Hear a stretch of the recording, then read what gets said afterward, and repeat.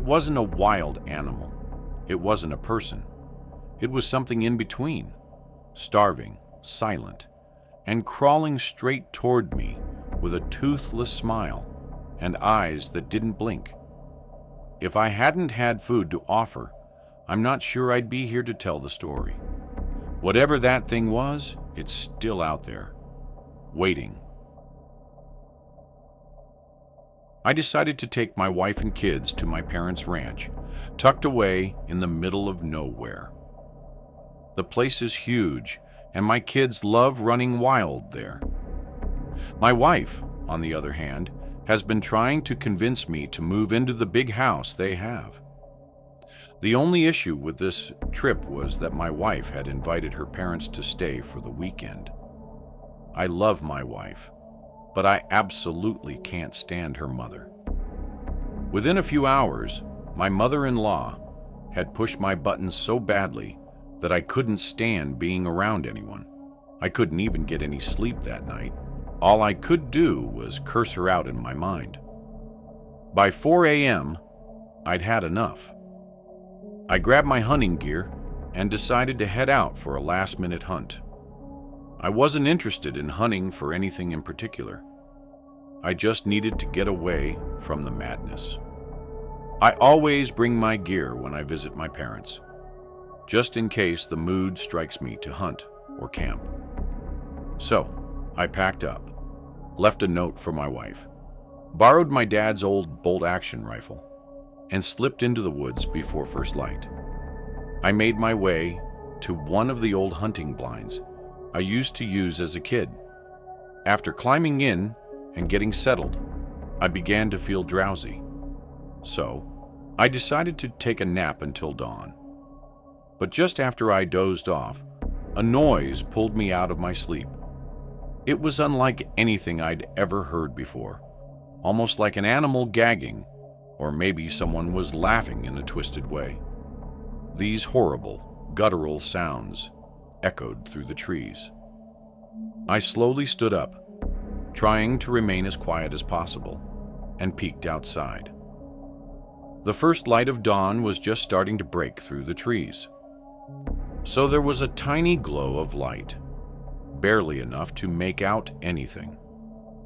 I spotted something through my scope a ways away, but I only got a glimpse of it before it darted behind a tree. I couldn't believe it, but it looked like a person, so I sat there and stared at that tree, waiting for something to appear. I didn't want to shout in case it was actually something I wouldn't want to scare away. Eventually, it was full daylight out, and nothing had happened. I gave up, figuring I had just imagined it was more than it was in my groggy state. Probably just a sick animal that climbed up a tree. By then, I was getting hungry, so I set up my little camp stove inside the blind. I know it's not the safest thing, and the smell of food can drive away deer, but I really didn't care about anything but being alone. I had brought with me some trail mix, some chili that my dad made, and of course, some instant coffee. I got the water heating up for the coffee first, while I snacked on the trail mix. The sound of the stove burning was quiet, so I could still hear what was going on outside. The water wasn't even warm before I started to hear something. It was movement nearby and fairly large. I grabbed the rifle and looked outside, but I couldn't see anything in that direction. I thought maybe I'd moved too loud, or the smell of gas drove it away, however. Just a few seconds later, I heard the same noise again, even closer this time, but out the other direction. I looked over and again saw nothing. Frustrated, I lowered the rifle and stepped away from the wall, only to hear something from outside the door. I looked through, and this time, there was something out there indeed, but it wasn't what I had hoped for. 30 feet away, the face of an old man was peeking out from behind a tree. He was smiling with no teeth in his mouth, just red, swollen gums. His skin was gray and greasy, and he had no hair on the top of his head, but a thin gray wisp. The sight of him shook me, causing me to trip backwards, spilling hot water and trail mix all over the floor of the blind. I rushed to turn the stove off before it burned the whole thing down. And in just those few seconds, the man outside had closed the distance between us. I was still on the ground when he opened the door. Standing over me, he looked even more harrowing. He looked like a skeleton, with nothing on except a filthy pair of tattered briefs. I scrambled and reached for the rifle, expecting him to come at me. But then he immediately hit the deck and started eating all the spilled trailbacks, trapped in there with him. I just crawled back into the corner with my rifle in my hands and watched him lap up every single piece and swallow it whole like a dog.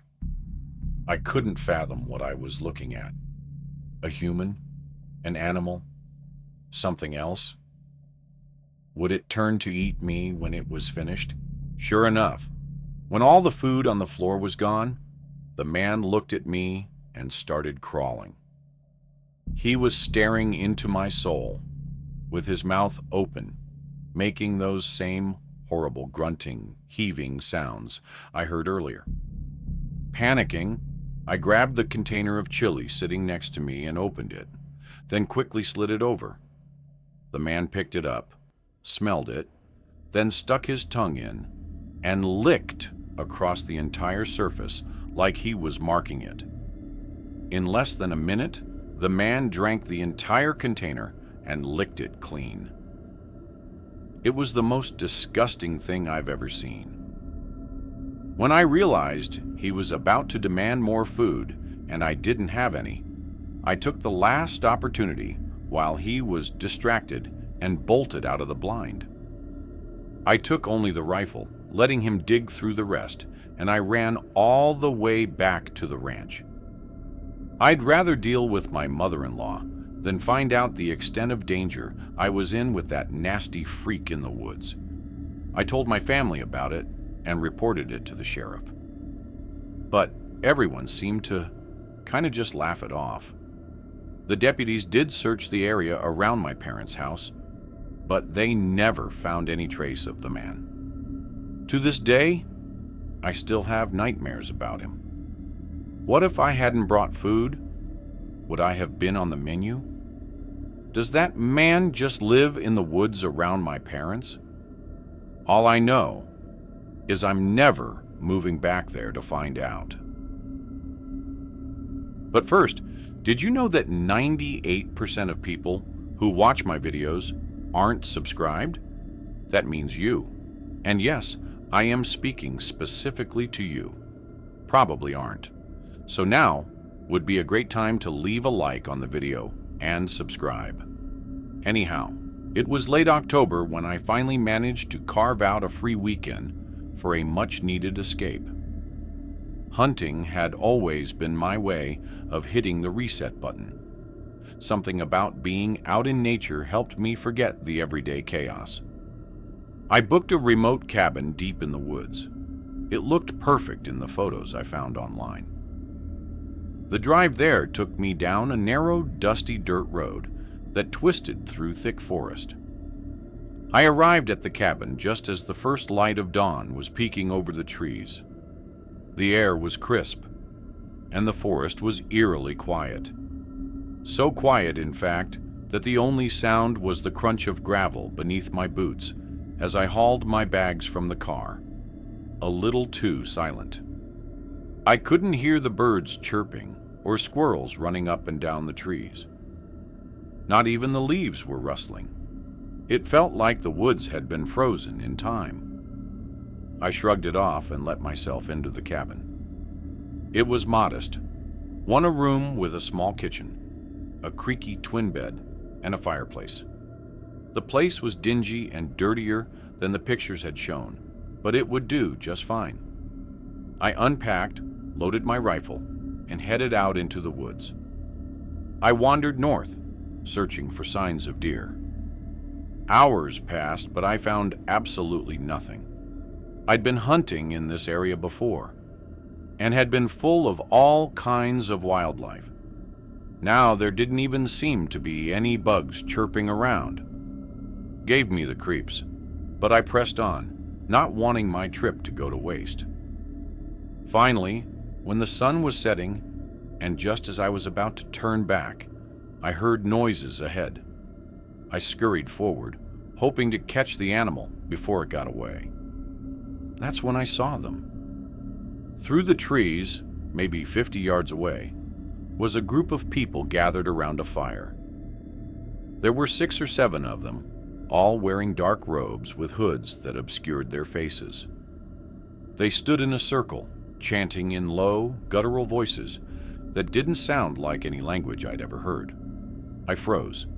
The people hadn't noticed me. They swayed in unison, muttering on and on. My heart pounded in my chest. I clutched my gun tight. I knew these people were bad news, so I slowly began to creep backwards.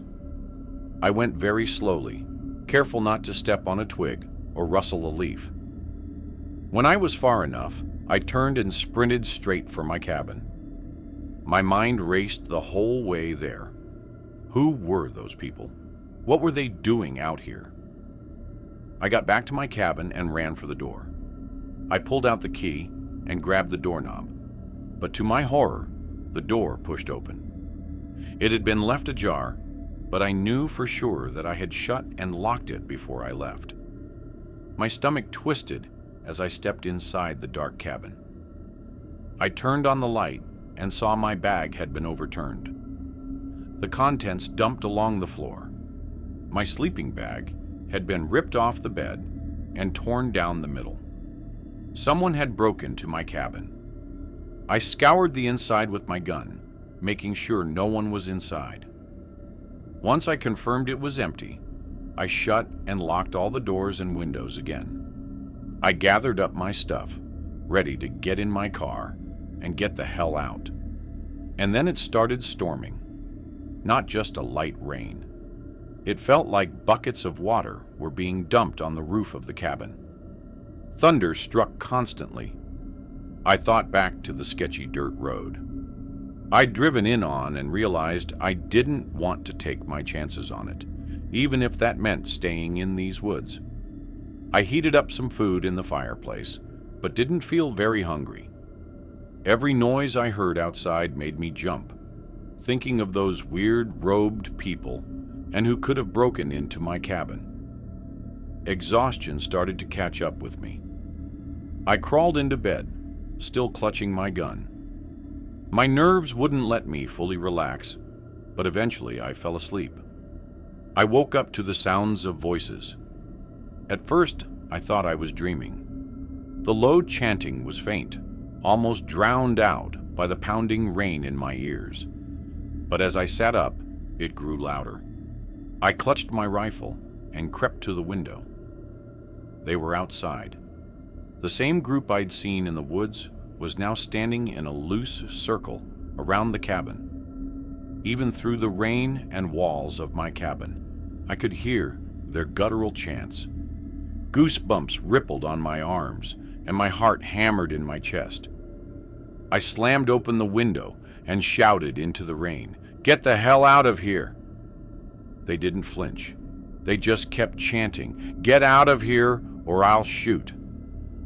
I slammed the window, brandishing my weapon through the glass. I grabbed my phone and called the cops. They told me they'd send a car out as soon as possible. I spent an agonizing 20 minutes keeping an eye on the robed figures through the rain. About 5 minutes before the cops came, the figures disappeared into the woods. The cops came. They scanned the surrounding area, but found no trace of the cult. They followed me back into town and assured me that it was probably just kids playing a prank on me. I want to believe him, but deep down, I know something more sinister was going down that night. I grew up in a quiet, rural area, and my dad introduced me to hunting when I was still just a kid.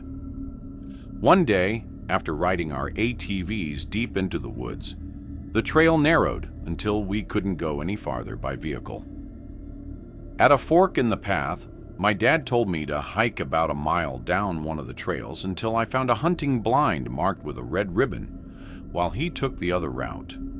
He explained that it was better for us to split up, just one person per blind, to keep things quieter and increase our chances of spotting a deer. I'd always felt pretty comfortable outdoors, but I had never ventured this far into the wilderness. The trees were massive, older and taller than the ones I was familiar with, and the dense canopy above blocked most of the light, leaving very little underbrush on the forest floor. The sounds out there were more intense than I'd ever heard. There didn't seem to be a single moment without the wailing of some bird. For the first time ever, I truly felt that the forest was alive, and I was the hunter, coming to kill the prized beast at the heart of it. The creatures I encountered felt like spies, peeking at me before scurrying away to report my location. Who they answered to, I didn't know, but armed with my rifle, I was sure I could take them out if they caused me problems. By the time I spotted the red ribbon on the blind, the sun had been up for well over an hour. I took the ribbon down off the blind, unsure if the deer would notice it. Then I crawled inside to get warm. The day was just beginning. I would leave at 4 o'clock and regroup with my dad before the sun went down, but that was hours away. It was then that I realized what this kind of hunting entailed. I had to be as quiet and still as possible, constantly on the lookout for game. In the beginning, I was still enthusiastic. I kept a sharp eye on every angle into the woods, watching and eliciting for any sign of deer, or perhaps something more dangerous, like a coyote or even a bear. I figured I'd take a coyote for my first kill and spare my chickens one more predator. As the hours dragged on, however, my perspective changed. I was bored and restless and sick of the cold. The only things I'd seen were birds or squirrels. I started to doubt that this section of the forest was any more active than my own backyard. In the final hour, I told myself that even if I didn't get a deer, I'd kill the next thing I saw.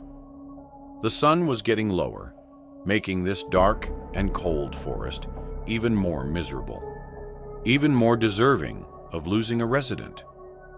That's when I finally saw something. I heard it first. It was lumbering behind the trees, huffing with some kind of attitude.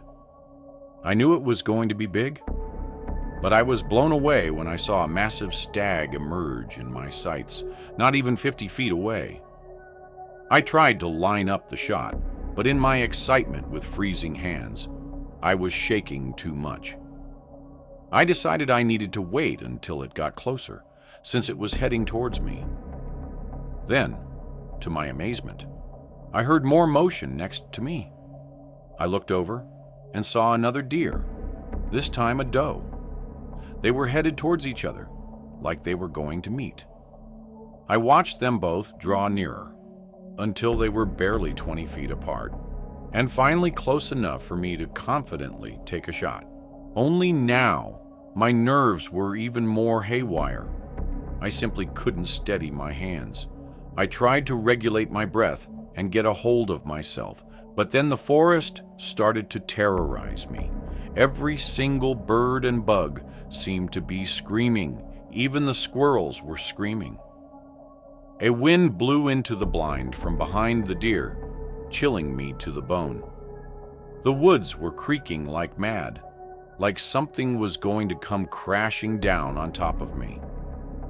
I tried to ignore it all and looked back through the scope, deciding which one I should go for, thinking I might get both if I shot fast enough. I looked at the stag, then the doe, the back of the stag, and that's when I saw something I'll never forget. Standing between the deer was a dark figure. It was like a woman with no face, but I could feel her gaze. She was freakishly tall, but in the setting sunlight I couldn't make out any details. It was like she was just a smudge on the lens of my scope. It's not real, I thought, and squeezed the trigger with my sights set on the stag, only for the rifle to jam. I instantly felt the forest collapsing on me. Both deer looked in my direction, and the figure behind them was coming towards me, bringing dusk and darkness with her. I panicked and ran out of the blind, abandoning everything. I was too scared to look back and see that thing chasing me, so I just ran.